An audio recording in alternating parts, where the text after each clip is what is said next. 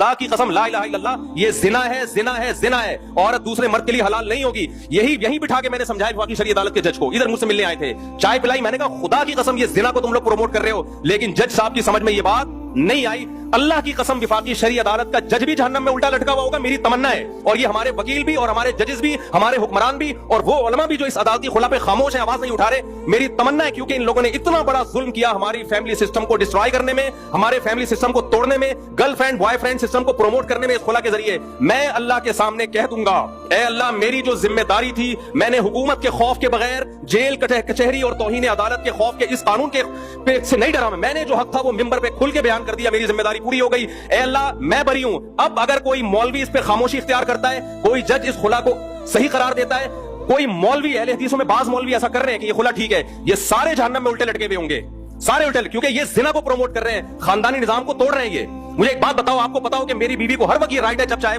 عدالت سے خلا لے لے, آدمی اس کو بیوی کیوں بنائے گا؟ پھر وہ بیوی کس بات کی ہے؟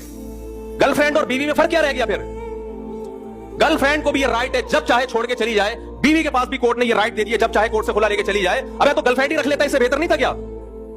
ان حرام خوروں کو اتنی بڑی زمینی حقیقت سمجھ میں نہیں آ رہی ہے, اور پھر ہمیں سمجھاتے ہیں حدیث بخاری کی, قرآن کی, تو تم قرآن حدیث ہم تم سے زیادہ سمجھتے ہیں. خدا کی قسم لا الہ الا اللہ یہ زنا ہے زنا ہے زنا ہے. عورت دوسرے مرد کے لیے حلال نہیں ہوگی. یہیں بٹھا کے میں نے سمجھایا وفاقی شرعی عدالت کے جج کو. ادھر مجھ سے ملنے آئے تھے, چائے پلائی, میں نے کہا خدا کی قسم یہ زنا کو تم لوگ پروموٹ کر رہے ہو, لیکن جج صاحب کی سمجھ میں یہ بات نہیں آئی. اللہ کی قسم وفاقی شرعی عدالت کا جج بھی جہنم میں الٹا لٹکا ہوا ہوگا, میری تمنا ہے. اور یہ ہمارے وکیل بھی اور ہمارے ججز بھی, ہمارے حکمران بھی اور وہ علماء بھی جو اس عدالتی خلا پہ خاموش ہیں, آواز نہیں اٹھا رہے, میری تمنا ہے. کیونکہ ان لوگوں نے اتنا بڑا ظلم کیا ہماری فیملی سسٹم کو ڈسٹرائے کرنے میں, ہمارے فیملی سسٹم کو توڑنے میں, girl friend boy friend system کو پروموٹ کرنے میں اس خلا کے ذریعے. میں اللہ کے سامنے کہہ دوں گا, اے اللہ میری جو ذمہ داری تھی, میں نے حکومت کے خوف کے بغیر, جیل کچہری اور توہین عدالت کے خوف کے اس قانون کے سے نہیں ڈرا. میں نے جو حق تھا وہ ممبر پہ کھل کے بیان کر دیا, میری ذمہ داری پوری ہو گئی. اے اللہ میں بری ہوں. اب اگر کوئی مولوی اس پہ خاموشی اختیار کرتا ہے, کوئی جج اس خلا کو صحیح قرار دیتا ہے, کوئی مولوی, اہل حدیثوں میں بعض مولوی ایسا کر رہے ہیں کہ یہ خلا ٹھیک ہے, یہ سارے جہنم میں الٹے لٹکے ہوئے ہوں گے, سارے الٹے, کیونکہ یہ زنا کو پروموٹ کر رہے ہیں, خاندانی نظام کو توڑ رہے ہیں. یہ مجھے ایک بات بتاؤ, آپ کو پتا ہو کہ میری بیوی کو ہر وقت یہ رائٹ ہے جب چاہے عدالت سے خلا لے لے, آدمی اس کو بیوی کیوں بنائے گا؟ پھر وہ بیوی کس بات کی ہے؟ گرل فرینڈ اور بیوی میں فرق کیا رہ گیا؟ پھر گرل فرینڈ کو بھی یہ رائٹ ہے جب چاہے چھوڑ کے چلی جائے, بیوی کے پاس بھی کورٹ نے یہ رائٹ دے دی ہے جب چاہے کورٹ سے خلا لے کے چلی جائے. ابے تو گرل فرینڈ ہی رکھ لیتا, اس سے بہتر نہیں تھا کیا؟